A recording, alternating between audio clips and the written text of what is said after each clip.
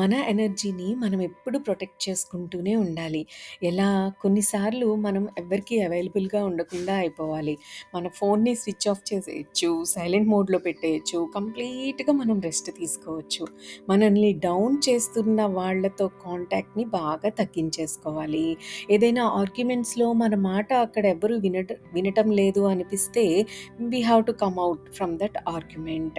మనం ఏదైనా టెక్స్ట్‌కి గానీ, కాల్స్‌కి కానీ, ఈమెయిల్స్‌కి కానీ రెస్పాండ్ అయ్యే ముందు కొంచెం టైం తీసుకొని రెస్పాండ్ అవ్వాలి. ఆలోచించి రెస్పాండ్ అవ్వాలి.